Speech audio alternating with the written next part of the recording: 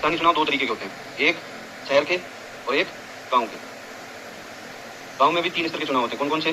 पहले तो सरपंच वाले, दूसरे पंचायत समिति वाले और तीसरे जिला परिषद। नहीं पता तुम लोगों को? अभी वापस बता देता हूँ। पहले अब जिस दिन वोट डालते हैं 3 वोट पड़ते हैं, एक तो सरपंच के लिए, दूसरा पंचायत समिति सदस्य के लिए, तीसरा जिला परिषद सदस्य के लिए। ठीक है, ये तो है गांव के चुनाव 3 जगहों।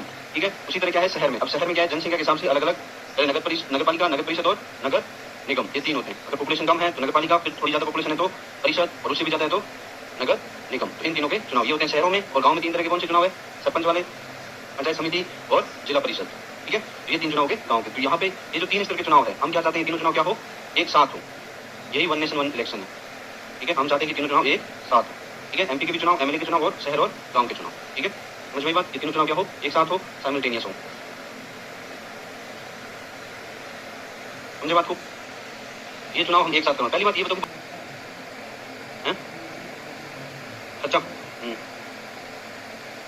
एक तुमने देखा होगा कि जब भी चुनाव लगता है एक चीज हम सुनते हैं कि चुनाव आने वाले हैं, एक चीज लगती है अब कुछ नहीं होगा, आचार संहिता। सबको पता है आचार संहिता की वजह से क्या होता है? पूरे कार्य क्या होते हैं? प्रभावित हो जाते हैं। ना तो ट्रांसफर होते हैं, ना कोई नई नीति बना सकते हैं, ना ही कोई पॉलिसी को इंप्लीमेंट कर सकते हैं, कुछ भी नहीं। उस टाइम सब कुछ रुक जाता है। ठीक है, तो एक क्या है कि बार बार चुनाव होने की वजह से बार बार आचार संहिता लगती है, जिससे जो गवर्नेंस के कार्य हैं, जो मतलब शासन के कार्य, वो क्या हो जाते हैं? रुक जाते हैं, वो प्रभावित होते हैं। इसलिए हम क्या चाहते हैं कि एक साथ चुनाव हो। अब देखो, अभी क्या है, दिवाली कितनी बार आती है? एक बार तो तुम सब गाँव जाते हो, घर जाते हो। ठीक है, 2 बार आए तो थोड़े से कम जाओगे, दोनों में से एक बार जाओगे। 3 बार आए, 4 बार, ऐसा हो गया। बार बार आने लगे तो हर दिन दिवाली हो तो तुम लोग कभी दिवाली की छुट्टी नहीं मांगोगे। सिंपल सी बात है। इसी तरह क्या है, चुनाव अगर एक बार होंगे तो ट्राई करेंगे कि सभी लोग वोट करेंगे, क्योंकि ऐसा कि भाई 5 सालों में एक बार ही चुनाव हो रहे हैं तो अपने को वोट देने जाना है। इसलिए वोटिंग परसेंटेज क्या होगा? उससे बढ़ेगा, मतदाता का जो प्रतिशत है वो बढ़ेगा, ज्यादा लोग वोट करेंगे। इसलिए भी हम चाहते हैं क्या हो? साथ में चुनाव हो। एक लिए एक समिति बनाई, उस समिति का नाम था, ये नहीं, एक मिनट, उसका नाम है रामनाथ कोविंद। कौन थे रामनाथ कोविंद? भारत के पूर्व राष्ट्रपति। पहले राष्ट्रपति कौन बोल रही है? रामनाथ कोविंद। ठीक है, ये समिति थी जिसने बताया था कि 1 नेशन 1 इलेक्शन कैसे होंगे, कब होंगे, किस प्रकार से करवाने हैं, पूरी प्रक्रिया क्या होगी, सब कुछ किसने बताया? इस समिति ने, रामनाथ कोविंद समिति ने। तो अगर ऐसा है कि 1 नेशन 1 इलेक्शन के लिए कौन सी समिति बनी है, तो कौन सा एकदम आंसर करना है? रामनाथ कोविंद। उसमें ऑप्शन, पहला ऑप्शन यही होगा, पीपी चौधरी। उसमें ऑप्शन में जो आएगा पहला ऑप्शन यही लिखा होगा, क्या? पीपी चौधरी, ताकि तुम लोगों को कंफ्यूज किया जा सके, क्योंकि तुम लोगों को ये भी याद है, ये भी याद है। तो पहला नाम ये देखा तो इसी पे टिक लगा दिया। तो लेकिन 1 नेशन 1 इलेक्शन की समिति कौन सी है?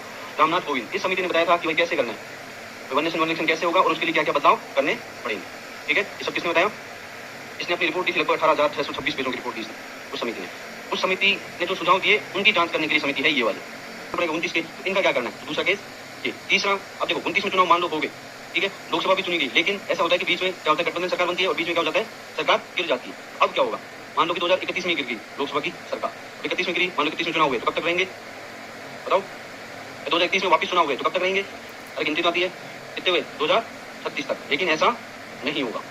क्यों? क्योंकि अगर 1 नेशन 1 इलेक्शन लागू हो गया तो उसके बाद फिक्स है चुनाव कब होंगे? 29 में, फिर होंगे फिर 39 में, मतलब फिक्स है। अब चुनाव इसी हिसाब से होंगे। अगर सरकार 31 में गिर गई तो कितने साल तक बनेगी?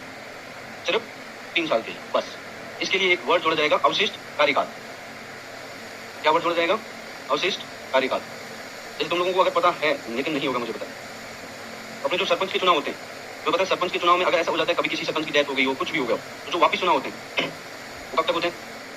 तो टाइम बचता है उसी टाइम के लिए। मतलब सरपंच वालों में तो ये अभी से चलता है। हम क्या चाहते हैं कि ये सिस्टम किसमें हो? लोकसभा में भी और विधानसभा में। ये सेम, उसी को क्या बोलते हैं? अवशिष्ट कार्यकाल। मतलब जितना कार्यकाल बचा है। जैसे तुम प्रेसिडेंट पढ़ोगे, यूएस में क्या है कि अगर मान लो कि अभी ट्रम्प को कुछ हो जाता है तो इसके बाद जो प्रेसिडेंट बनेगा वो 5 साल तक नहीं रहेगा, वो बचे हुए कार्यकाल तक ही रहता है। लेकिन अपने यहाँ ऐसा नहीं है। अपने यहाँ पे अगर मान लो कि कोई प्रेसिडेंट बनता है तो वो कितने साल तक रहेगा? 5 साल तक। अभी क्या है? अवशिष्ट कार्यकाल। इसको बोलते हैं अवशिष्ट कार्यकाल। ठीक है, आई बात समझ में? इसको अवशिष्ट कार्यकाल या रिमेनिंग टेन्योर बोलेंगे। वो इसी टाइम तक रहेगा। अगर मान लो 31 में गिरी तो कब तक?